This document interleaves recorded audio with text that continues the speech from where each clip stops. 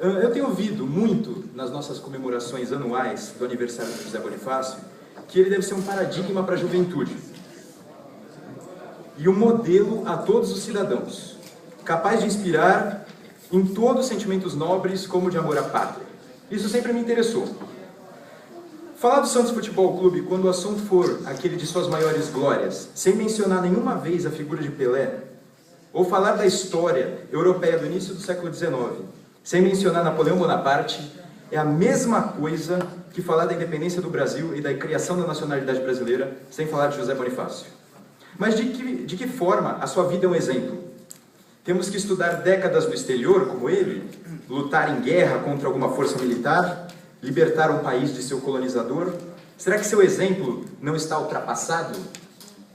Eu acho que não, e é por isso que escolhi tratar do tema sobre 3 aspectos que correspondem a 3 momentos da vida de José Bonifácio. Primeiro a educação, e aí eu vou recordar aquela educação que ele recebeu ainda aqui no Brasil. Depois a ciência, destacando a sua consagração como sábio na Europa. E em terceiro lugar, a parte política, tratando da sua influência e até do seu epíteto de patriarca da independência.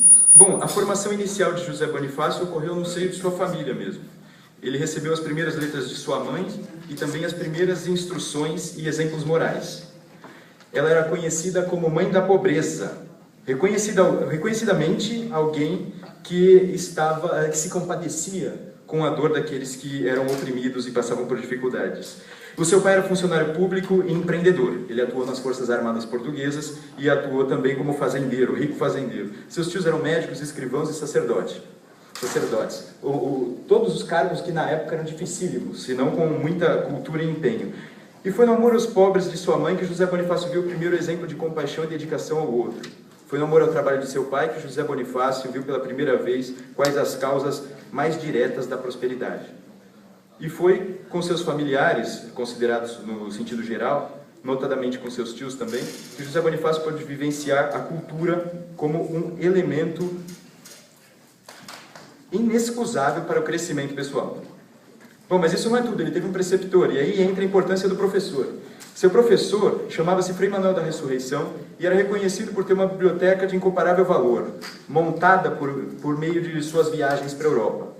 Seu ensinamento do Frei não foi o mais profundo e perfeito que se podia adquirir na época, pelo menos o José Bonifácio pôde aprender uma coisa muito importante: o amor ao conhecimento. O que não seria dos alunos se os professores conseguissem, mais do que transmitir instruções a se memorizar, conseguissem também transmitir esse sentimento? José Bonifácio tornou-se conhecedor de gramática latina, portuguesa, francesa, de retórica, história, poesia. Quando quiseram que ele fosse padre, pelo excepcional rendimento que tinha nos estudos, mudaram de ideia.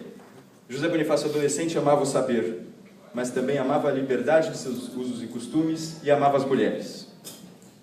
No seu soneto já se vê que o adolescente se refere às mulheres com quem esteve. Também era notável sua capacidade descritiva da natureza e as ideias que ele tinha para resolver os problemas que enxergava, sempre que eles aparecessem. Isso desde a adolescência. É comprovado pelo seu estudo da pesca das baleias catarinenses, um trabalho de apurada observação e desenvolvimento, e cujas anotações ele tomou ainda na adolescência. Muitos podem alegar que um tipo desses é um gênio de nascença, um talento sobrenatural impossível de favorecer ou de criar por meio de instrução e educação. Mas quantos talentos e gênios será que o Brasil não perde por não serem transmitidas instruções precisas das disciplinas estudadas e, acima de tudo, esses sentimentos a que eu me referi, os de compaixão, amor ao trabalho e amor ao saber? O segundo aspecto é o do saber científico. Como é que José Bonifácio se tornou filósofo? E filósofo no século XVIII não era exatamente o que é hoje. Filósofo era aquele que tinha um saber enciclopédico sobre todas as coisas, se possível.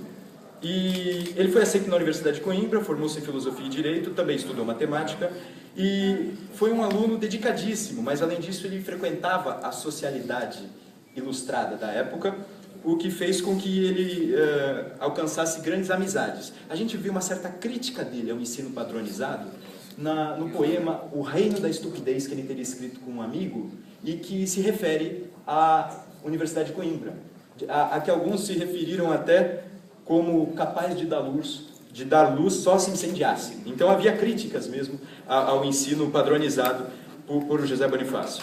Ele consegue uma bolsa de estudos, varre o velho continente em busca de conhecimento, sobretudo de sua especialidade, que era a mineralogia. E isso trouxe também para ele ideias analógicas que depois ele vai explicar para compor o Brasil. Aquela liga metálica que muitas vezes ele procurava, ele vai depois procurar realizar com as raças brasileiras. Mas vemos que esse apreço ao método, esse amor à precisão, paixão pela descoberta, fez com que ele se tornasse conhecido em todos os lugares onde se cultivava a ciência. Ele descobriu 12 tipos diferentes de minérios, 4 espécies e 8 subespécies. De um desses minérios que vem o lítio, uma substância tão usada na medicina e na tecnologia, para baterias de celulares e para o combate à depressão, por exemplo. Ele criou um método de higienizar cartas que vinham do estrangeiro, sugeriu a plantação de novos bosques em Portugal. Embora lhe tivessem oferecido altos cargos na Escandinávia, ele negou para voltar a Portugal e usar o seu saber para construir um país mais próspero. E aplicou seus conhecimentos para bem de Portugal, mas quando Napoleão invadiu as terras lusitanas, ele usou esses conhecimentos para criar munições e os seus conhecimentos de engenharia para criar uma fortificação que conseguiu fazer em 4 dias. Lutou também na vanguarda, embora ele fosse oficial.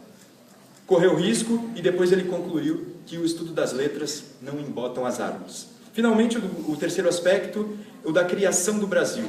E é aqui que se faz o patriarca da independência. Ele volta ao Brasil com 56 anos, alegando que queria se internar aqui, em Santos, para viver uma vida de fazendeiro e filósofo, cultivando a terra com tudo que havia aprendido sobre agricultura. Ele estudou mineralogia, estudou agricultura, estudou uma série de coisas. E queria conviver com seus amigos, com sua esposa, livros e coleções de minerais. Mas do jovem inspirado e metódico não surgiria só o cientista, nasceria dentro dele também o estadista. Observando de perto o Brasil, ele cria uma nova ideia de nação e, sendo estratégico e oportuno, cai nas graças de Pedro, o futuro Dom Pedro I, que o nomeia ministro. Arquiteta o fico e cria a frase independência ou morte, que era uma das palestras de sua sociedade secreta. Ele combate os portugueses junto a Dom Pedro, porque eles queriam fazer o Brasil retroceder por causa das cortes de Lisboa. E uma das frases que eu acho muito interessante dele é a que diz: a liberdade é um bem que não se deve perder, senão com o sangue. Depois, a sua ideia de nação, entre outras coisas, ela era de manter todos os povos da América Portuguesa unidos. Não havia um Brasil unido, uma ideia completa de Brasil. Ele queria buscar uma confederação americana, começando pelo Prata, que é a atual Argentina, e pelos Estados Unidos. Queria fomentar a miscigenação para formar uma nova raça, e para ele seria um amálgama perfeito das raças aqui presentes. E isso correspondia ao seu interesse de libertar os escravos e integrar os índios. Lutou para desentravar a cultura, a ciência e principalmente a educação, sem a qual não existiria participação popular consciente no sistema representativo que ele estava a fundar. Alguns pensam que monarquia não pode ser representativa. Não, ele queria fundar uma monarquia constitucional e representativa. Discursava falando em construir no Brasil um novo assento para as ciências, uma nova civilização. E queria fazer isso sem violência, sem despotismos, sem caudilismos, ou pelo menos com um mínimo grau disso tudo. Dizia: todo governo em revolução só faz descontentes e não sabe ser constante em medidas e sistema, perdendo necessariamente o seu crédito e poder. Por isso, os radicais, os anarquistas, aqueles revolucionários mais fervorosos, não eram exatamente do partido de Andrada, que, nesse sentido, era mais conservador. Era absolutamente revolucionário, querendo criar uma nação nova, e conservador, no sentido de que, para ele, eram a passos pequenos e comedidos que as coisas aconteceriam. Mas, como todos sabem, influenciado por maus conselheiros e da aristocracia brasileira e pelos portugueses, o Dom Pedro se desentende com José Bonifácio e seu plano fica truncado. José Bonifácio proficia, assim que é exilado, proficia que Dom Pedro cairia rápido, e Dom Pedro, assim que exatamente acontece o que José Bonifácio profetizou, Dom Pedro abdica e chama José Bonifácio para ser o tutor de Dom Pedro II. Como tutor, eu vejo o José Bonifácio era muito amigo da gente pequena, como chamavam, muito amigo das crianças. E como tutor nós podemos ver que estava nas mãos de José Bonifácio, transmitia ao pequeno Pedro tudo que a ele havia sido passado. Então, se ele não conseguiu por suas próprias mãos construir aquele Brasil que ele tinha em mente, ele poderia, na oportunidade da convivência com as crianças e da tutoria do Pedro II, transmitir aquilo tudo. Mas seus adversários também lutaram para retirá-lo desse cargo. Ele cai e acaba morrendo pouco tempo depois, numa casa simples, com lençóis furados, onde vivia com sua filha e sempre em meio a crianças. Vemos grifados nesse momento o valor de um político honesto, que não tirou nada dos cofres públicos, e de um político idealista, que até o último instante tentou comunicar as riquezas de sua alma a gente pequena. Pedro II e as crianças com quem gostava de passar seu tempo representam, para mim, as próximas gerações. Afinal, seu Brasil não está pronto ainda. Em alguma medida, será que não somos nós aqueles a quem José Bonifácio queria confiar seus valores? Nesses últimos momentos de vida, nos seus últimos momentos de vida, ele escreveu algumas palavras que soam tristes, mas que revelam a confiança de que seu projeto duraria mais que a sua própria vida. Ele disse: é preciso sacrificar-se para o bem do Brasil, e tu não verás este bem. Os campos estarão cheios de sementeiras e de flores, e tu as não gozarás. Há como engenho, patriotismo e a virtude se secam e mirram nessas considerações, mas vivamos hoje e não lutemos contra o destino. O indivíduo é nada, a espécie é tudo.